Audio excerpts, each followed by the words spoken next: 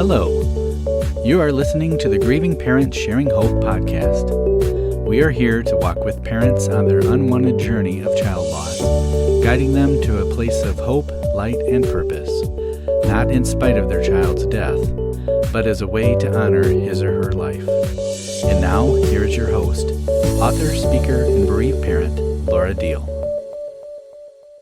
Today's podcast episode is sponsored by Dave and Kathy Crean in honor of their son, Jack. Jack was charismatic, kind, quick-witted, and sensitive. He had a way of making others laugh and feel included, even in times when he felt left out. Kathy shares we will always remember his quiet demeanor while lighting up any room he walked into, be it strangers, adults, or his peers.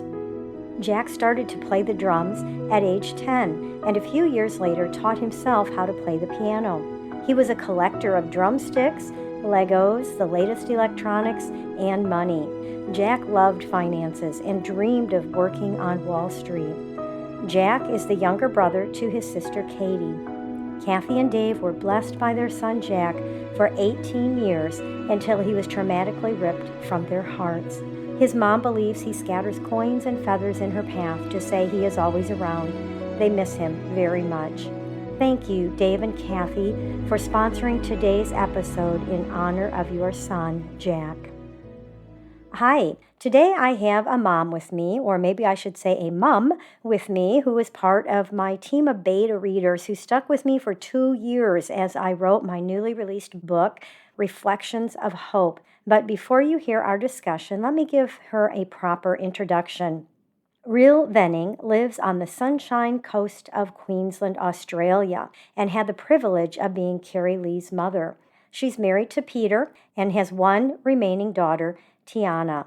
Rhyl currently works as a nanny, but before Kari-Lee went to heaven, she worked as an occupational therapist, spending the last 20 years working with children who had moderate to severe disabilities. She facilitates a support group for bereaved moms, is a volunteer care coordinator for the local Make-A-Wish group, and is a puppy carer for Seeing Eye Dogs. Rhyl is also writing a memoir about Kari-Lee's life and how she managed to survive without her daughter. In her free time, Rhyl loves to walk on the beach, scrapbook, swim, grow veggies, read, and catch up with family and friends for a cuppa and a chat. I am so glad you get to hear from my friend Rhyl. So let's play the recording of our discussion on the topic, When You Believed God for a Healing. Well, it is pretty common for my guests to be in a different time zone than me, but my guest today is not in just a different time zone. She is in a different day.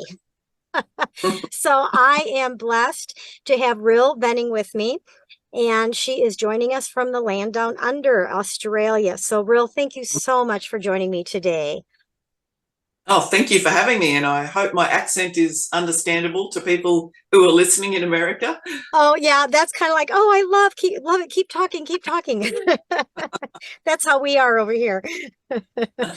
Now, Rhyl, you were on my beta team for my most recent book, Reflections of Hope, and you did give me some great feedback, and I do believe the book is better because of that, and I do want to say thank you for that. Let's start by having you share your daughter, Kari-Lee, with us. Now, first of all, I know that you went through several miscarriages and IVF, and so she was like your miracle baby, right? Yes, that's right. Okay, well, tell us about her.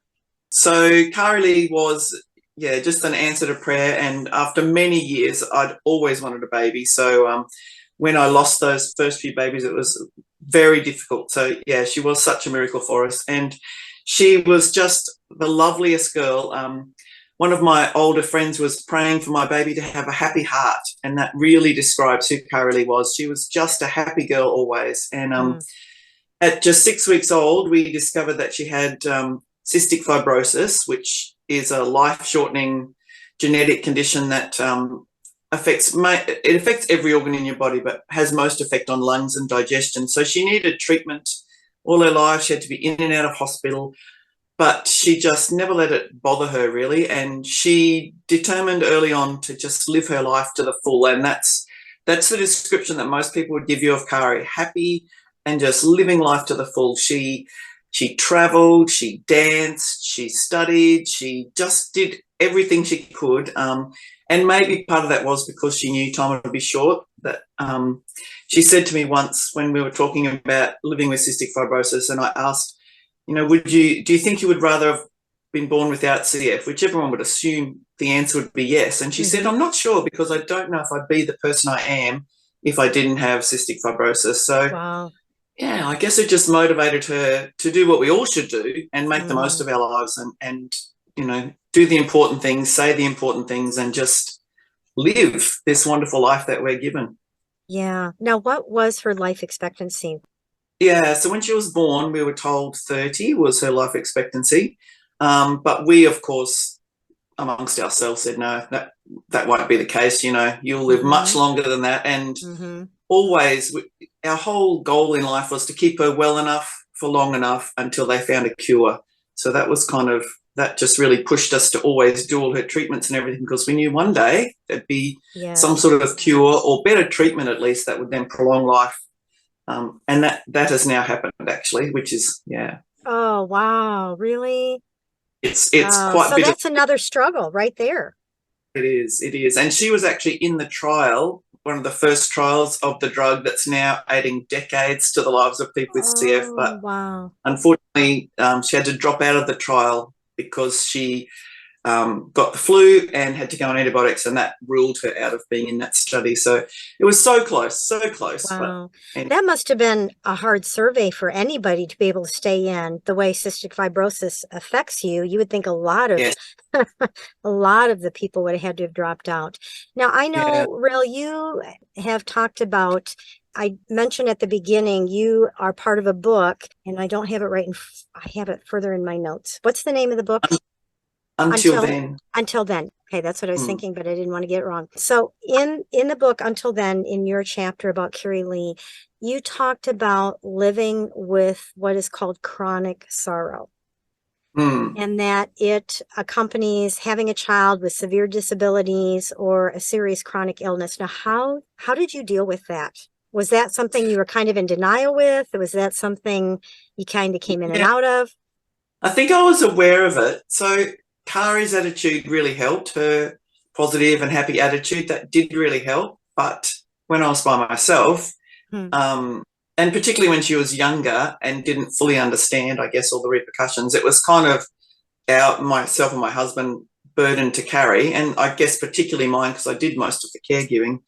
So when she was well, you could kind of put it aside and go, oh, look at her, she's well, she's just living a wonderful life. But then when she got sick, when she was in hospital, or just when something went wrong in her life, it kind of would come crashing down on you that, this child might only be here for a short time. And so it was one of those in and out kind of things, I suppose. But there was lots of tears cried in the dark of night when I was by myself with just thinking about what might be her future.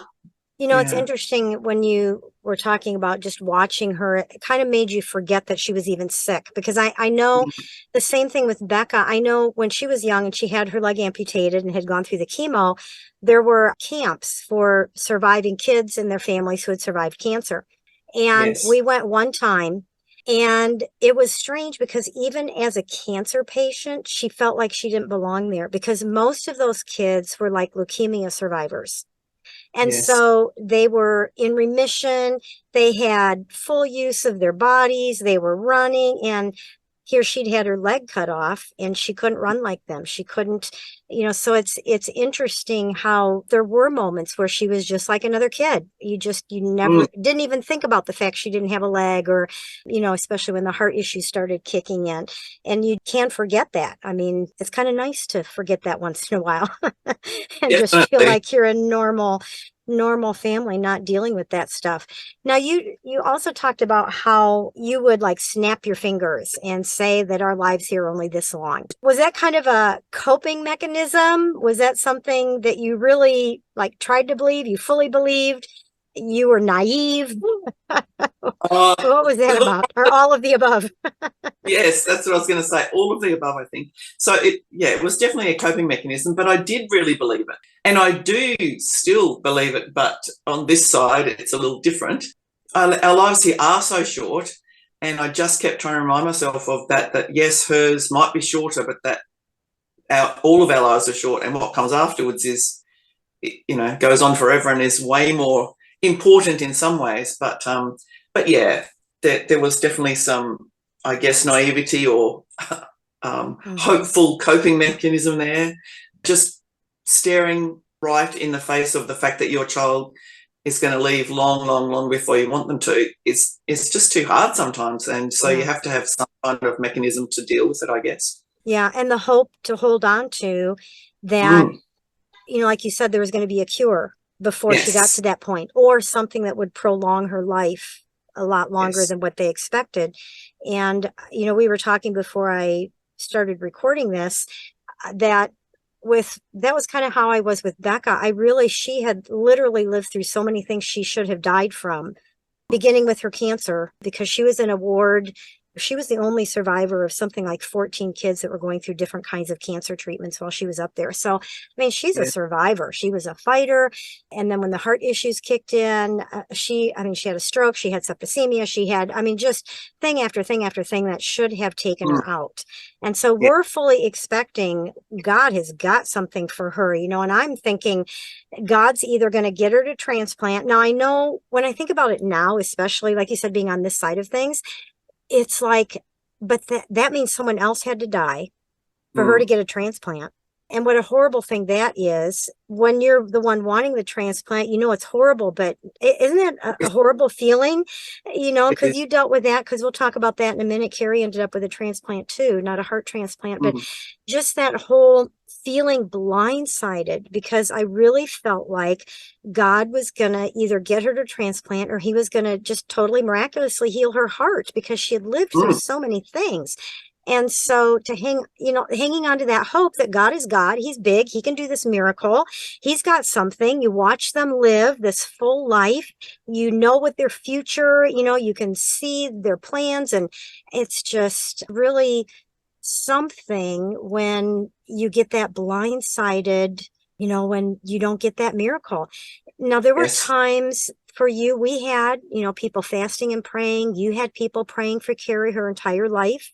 You took her to people with healing ministries, pray over her. Becca was prayed over.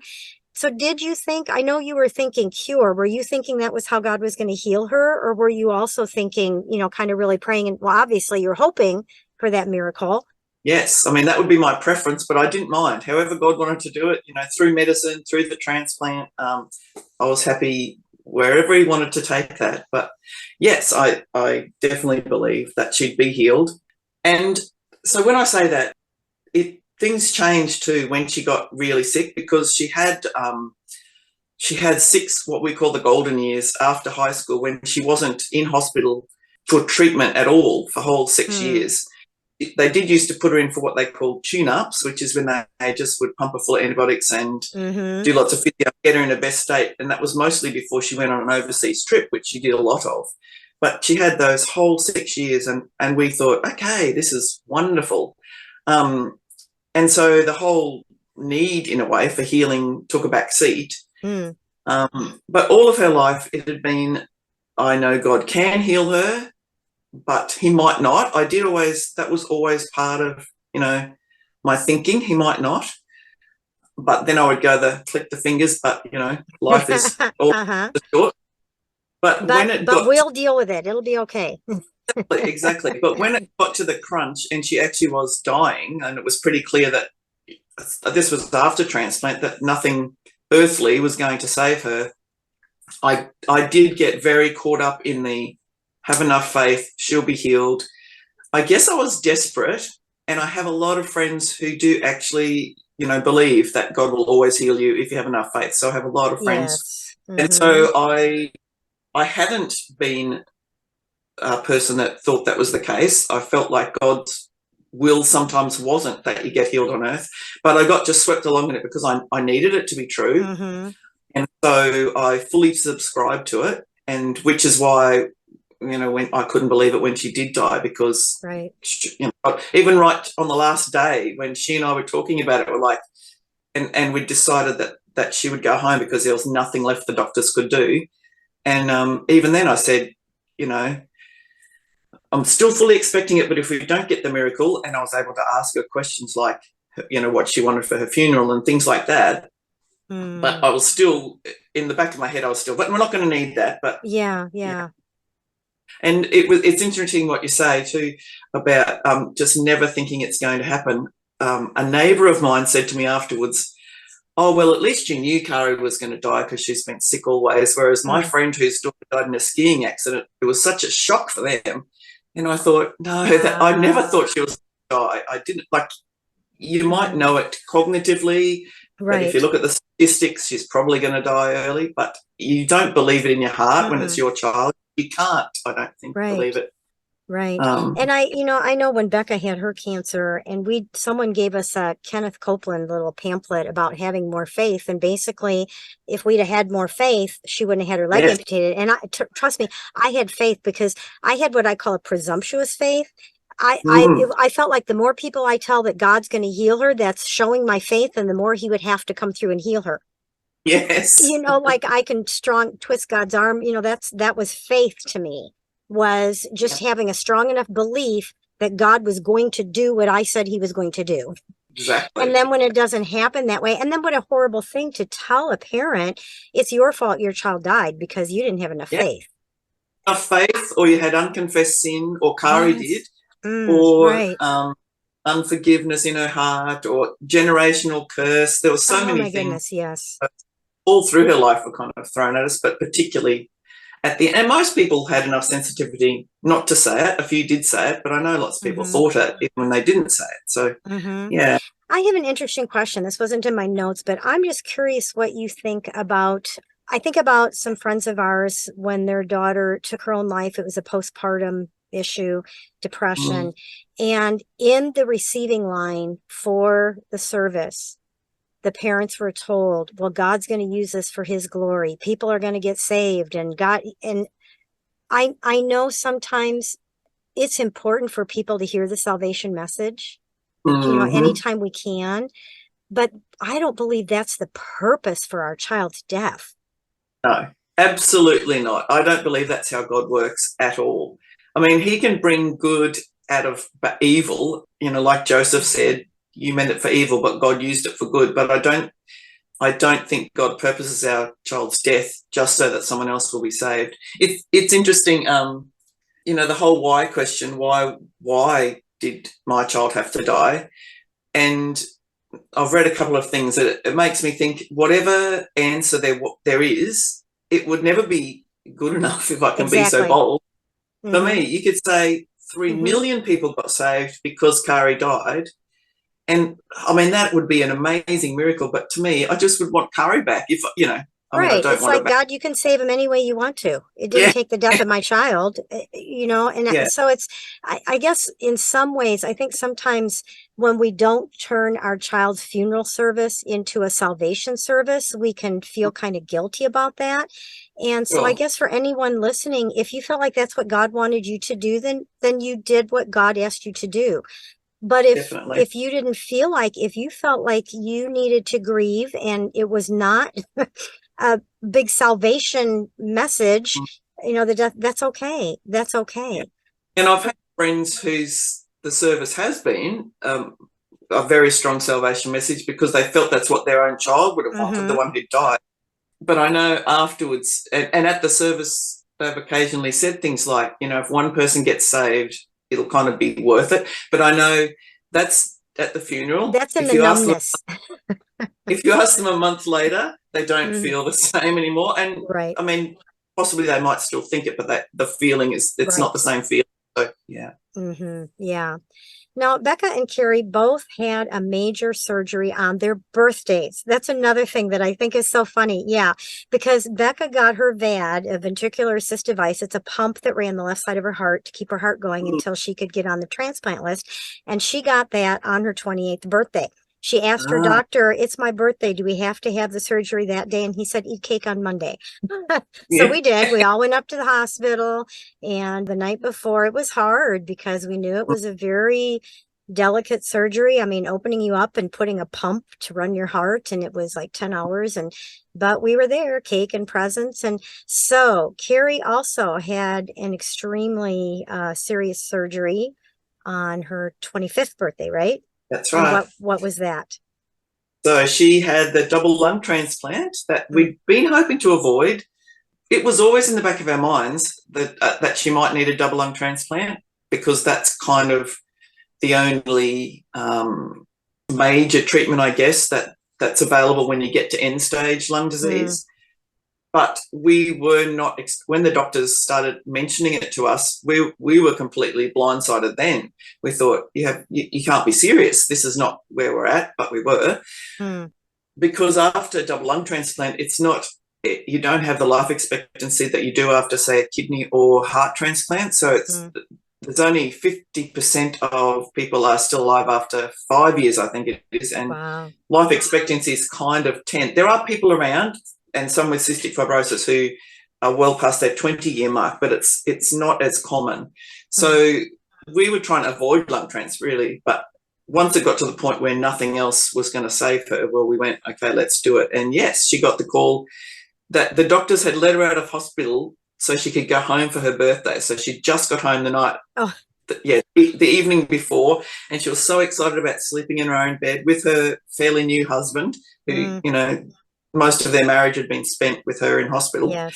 And before she got to go to bed, she got the phone call saying, get down to the hospital, and we've got potential lungs for you. So, yes, she spent her birthday from 6 a.m. having I think it was 6-hour operation in the end. I've lost track. But yeah, as she said, getting her lungs ripped out and someone else's put in. So yes.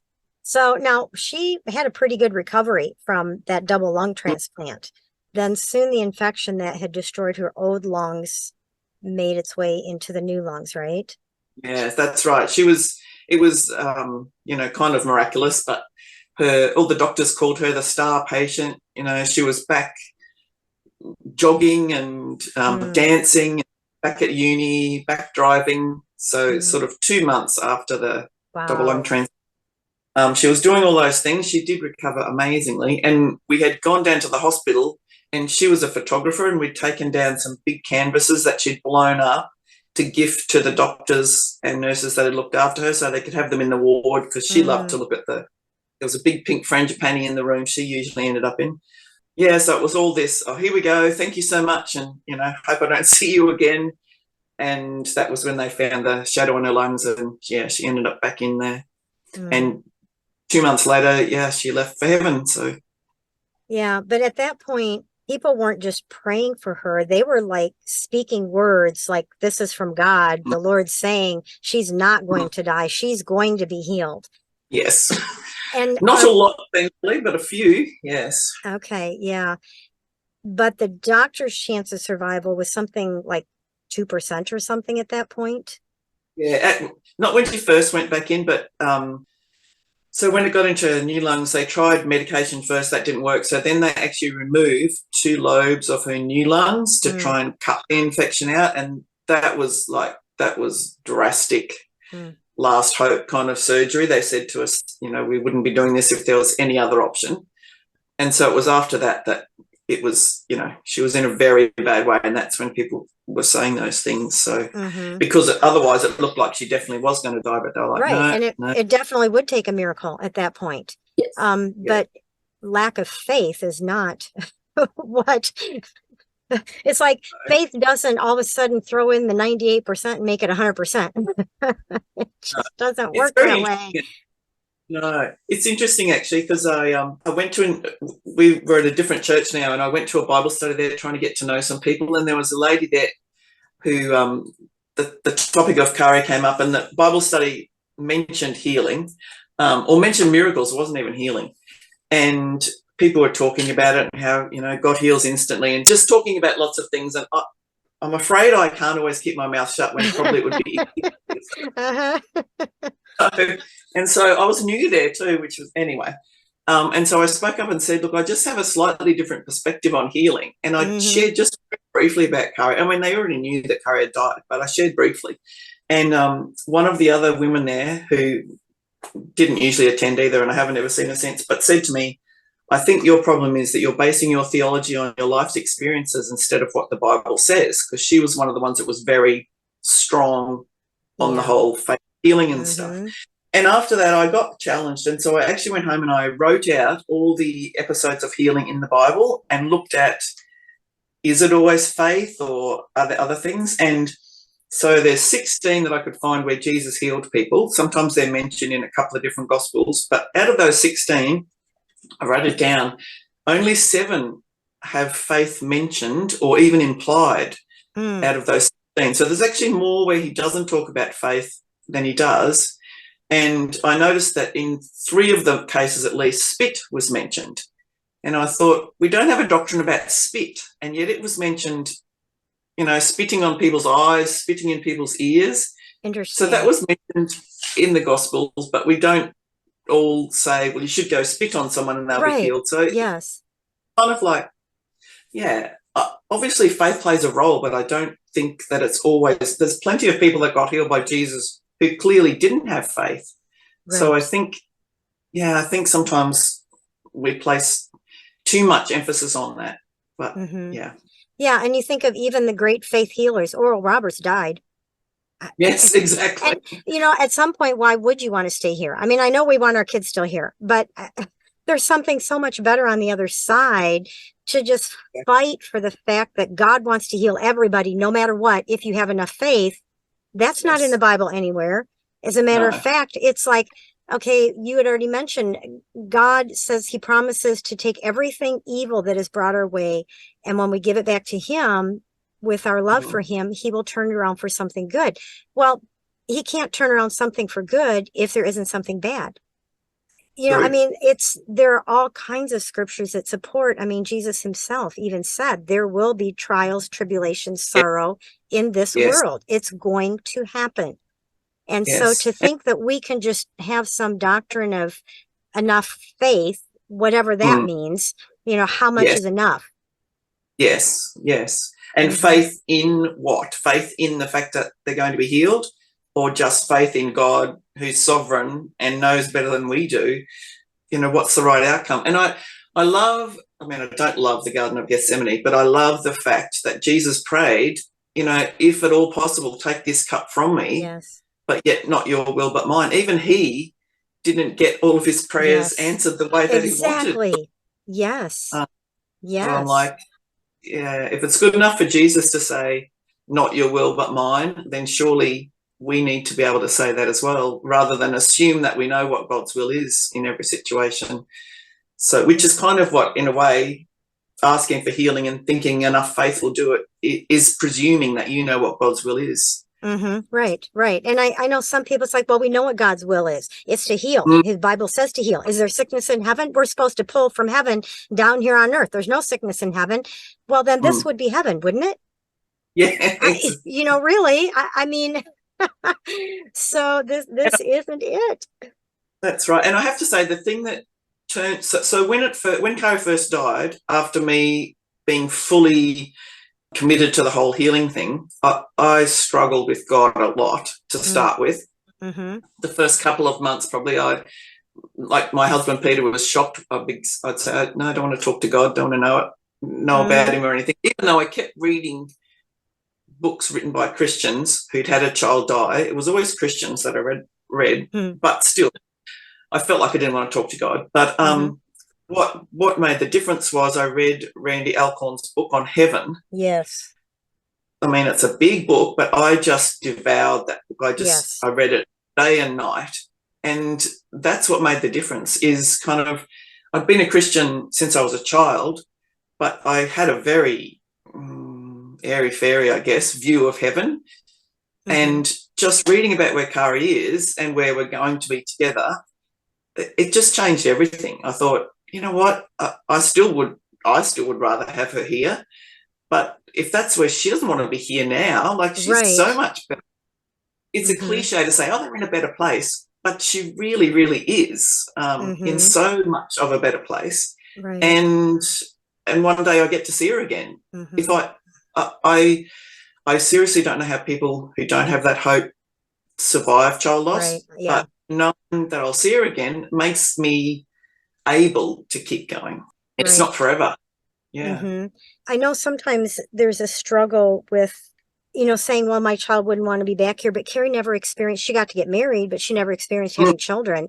And we think that things like that, we put such a high value on those things, that my child never got to experience marriage. They never got to graduate. They never got to have kids, or they never got to do this, and I know we're missing out. And that's one of the griefs that we have to work through, and that we get hit with over and over again. Are those realizations of those things that we're missing out on. But I really don't believe that, like, Kari's up there thinking, oh man, God, if you would just send me back so I could know what it's like to have a child. I can't, then that's not heaven. If we would rather be here than there, I feel like then it's not really heaven.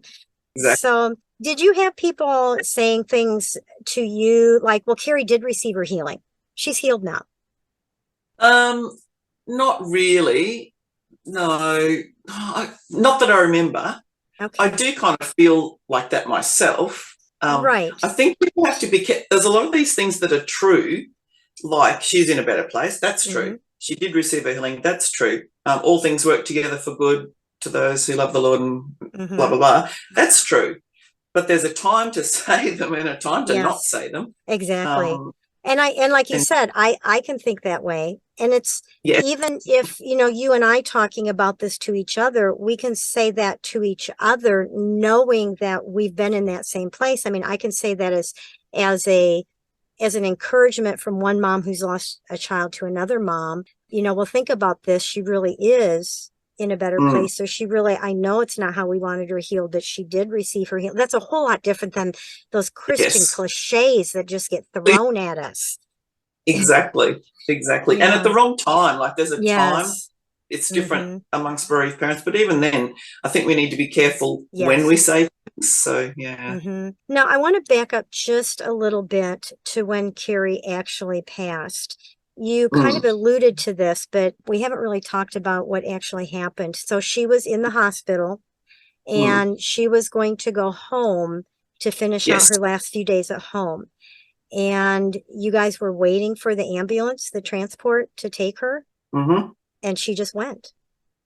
Yeah. So, I mean, it's not funny, but there was some fun. Kari was a funny girl. I need to say that. Like she was, she loved to laugh and crack jokes. And in her last few breaths, she cracked 2 jokes. I mean, she was still Kari right to the very end, which is, I know now, is such a blessing. I know so many people don't get to say goodbye to their children, and they don't, have that finish. But so that it didn't feel like it at the time, but that it really was such a blessing. And she realized before we did that she was going, and she actually went around the room and thanked. She couldn't see properly by then. She told me that her eyes had gone all blurry. But she thanked everybody that she thought was in the room, individually and specifically, like for what they'd meant to her, briefly, because she could barely talk, trying to catch it. She had no breath. But so she thanked everybody. And then her best friend from all the way through school was standing at the end of her bed. I was up near the head of her bed. And she says that Kari just stopped and stared with her eyes wide open up into the corner of the room. And so I like to think the angels were coming. Yes. She saw something ahead of her. But yeah, we so thankful that we got to say goodbye to her. I mean, there's pictures in my mind of those last moments that haunted me, but I still do appreciate the fact that we got to say goodbye to her. And yes, and she got to crack her jokes and be Kari right to the very, very last minute. Yeah. And this is another area where it's very difficult not to compare. Well, at least you got to say goodbye. Those kinds of things, because it's like if anything starts with the words at least, even to each other, it just don't go there. At least and it's, we could just do that back and forth. Well, at least you got this. Well, at least you had, I mean, it doesn't do any good. Exactly. Yeah.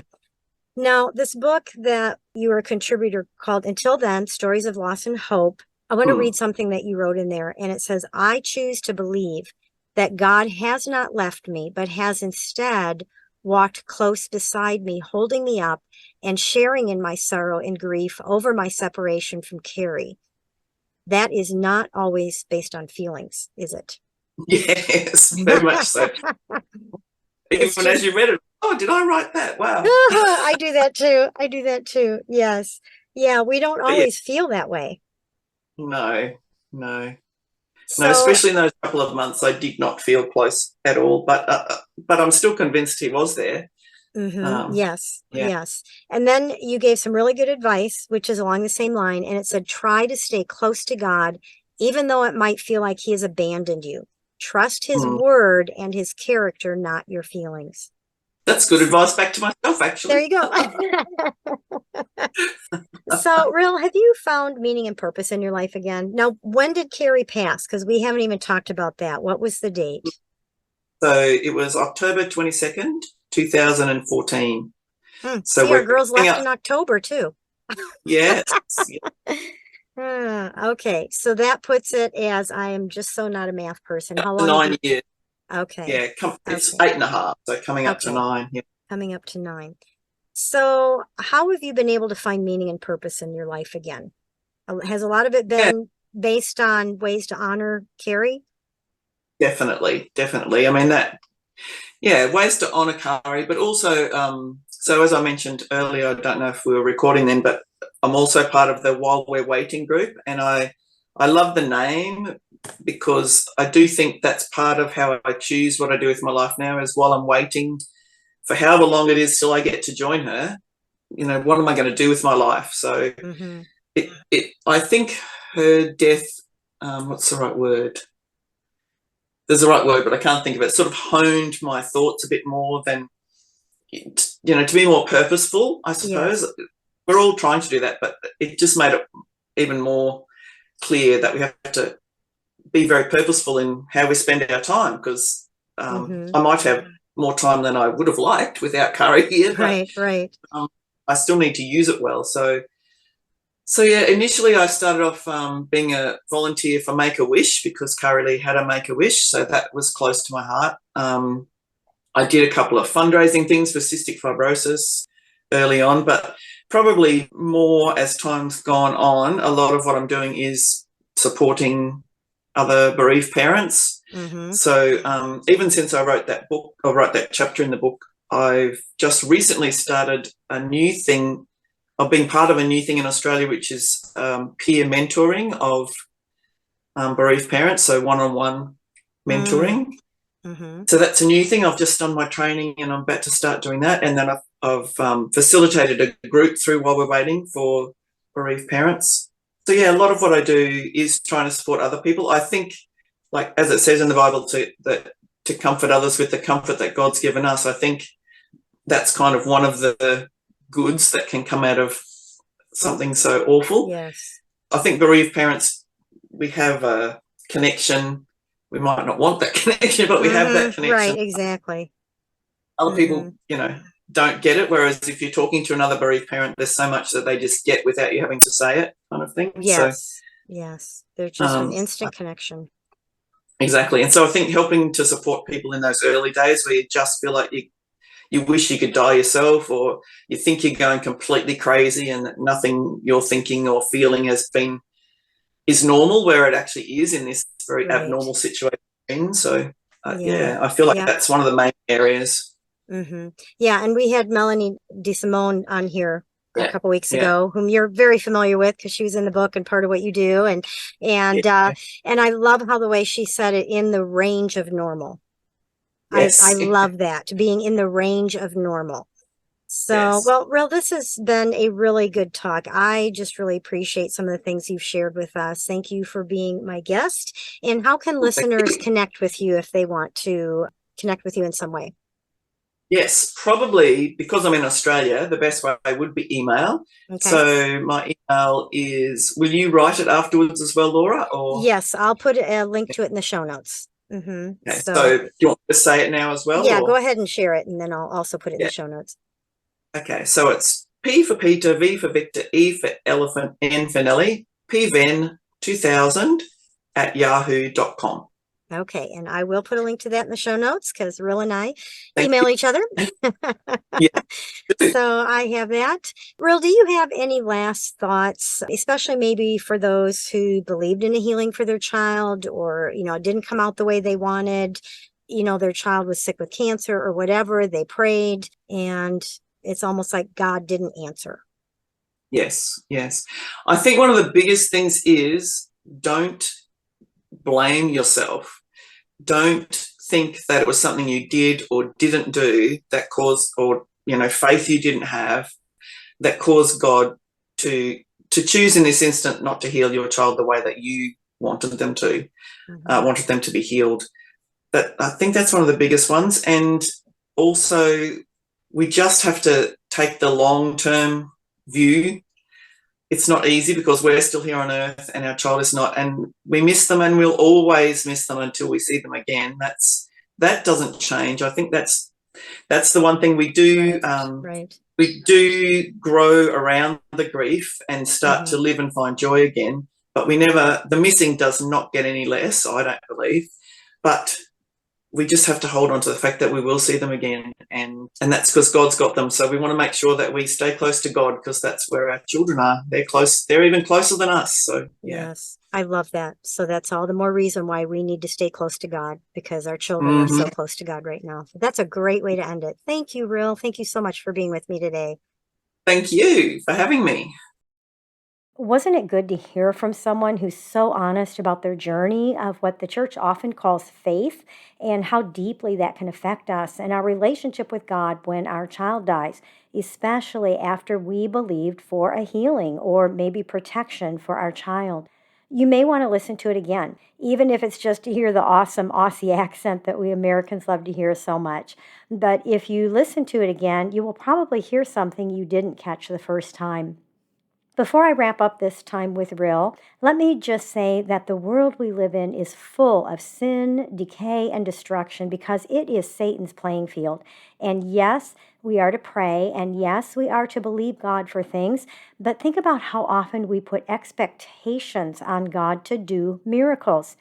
Whenever we take something to God that we have no control over, if He steps in to change the circumstance, it is a miracle. And miracles don't happen very often.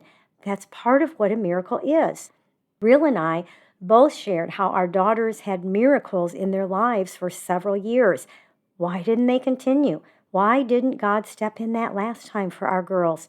I don't know, but that is where faith comes in. After struggling, we both came to the conclusion that no matter what happens in this world, that He is with us. He hurts with us, and He has the final word, which He proved when Jesus rose from the grave, alive and defeating death. I know it may not feel like He defeated death, but the sting of death is completely removed when we join those we love, like our children, in the glory of a perfect world. Faith is not something we do or something we have to strong arm or manipulate God to do for us, but faith is trusting in who God is for us during our time here on earth, no matter what we go through, knowing He has already won and He has made a way to bring us into that victory with Him and with our children, because they have already run their race and won their crown. I thought today I would just remind you that GPS Hope has a website with a lot of resources, including a free members library with helpful things to download, including some ebooks. You can also place your child on our memory wall, which doesn't cost you anything. We just want to do that to honor your child, give you a way to honor your child. You can find out how to sponsor an In Loving Memory Heart on the Hope Mobile, or sponsor a podcast in honor of your child like Dave and Kathy did today for Jack. I've written several books that you can find out more about. We have a place where you can order all kinds of different shirts in different colors that have the saying on them reminding you to have hope, H-O-P-E, to hold on, pain eases, which I say at the end of every episode. So just go to gpshope.org and have a look around. I am sure you will find something helpful to you on this unwanted journey that we are on together. Let's go ahead with today's birthday segment. Madeline Youngdahl was born on July 16th and is forever 14. Jack Crean was born on July 16th and is forever 18. Zwi Leo Vegart was born on July 16th and is forever 8 months old. Jimmy LaPlante was born on July 19th and is forever 39. James Nasursta was born on July 19th and is forever 8. Charlotte Gray Perry was born on July 20th and is forever 26 days old. Logan Bauer was born on July 20th and is forever 20 years old. We celebrate the day these children came into the world and into the lives of these families. We know it will always be a special and an important day and worth celebrating.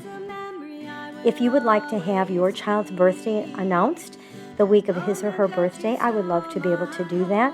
All you have to do is go to gpshope.org/birthdays. Just fill out the needed information, including the pronunciation of your child's name if it's one that gets mispronounced occasionally, because I do want to say it correctly for you. Just submit that, and we will announce their birthday the week of his or her birthday. And Dave will also send you an email to remind you to listen that week. Thank you again to Dave and Kathy Crean for sponsoring today's podcast episode in honor of your son, Jack. If you would like to sponsor an episode for your child, it is only $50 and you get to choose the week. So go to the website, gpshope.org, and go to the Donate tab, and you'll find where to be able to do that. I will also put a link directly to the sponsorship information in the show notes. I want to close by reading how Rhyl ended the chapter of the book Until Then, which she was a contributor to. Heaven now shapes the way I live in a far more tangible way than ever before. Living without Kari here is hard, but I can do hard, knowing that one day I'll see her again, hold her again, hear her infectious laughter again, and run my fingers through her wild curly hair again. And this time, I'll never have to say goodbye. I like how Rhyl says that living without her daughter is hard, but she can do hard, knowing she will see Kari again. This is a hope we can all grab hold of and pull close to our hearts. This is not a permanent separation from our kids. And as we live out our lives here, through the hard, remember to hold on. Pain eases. There is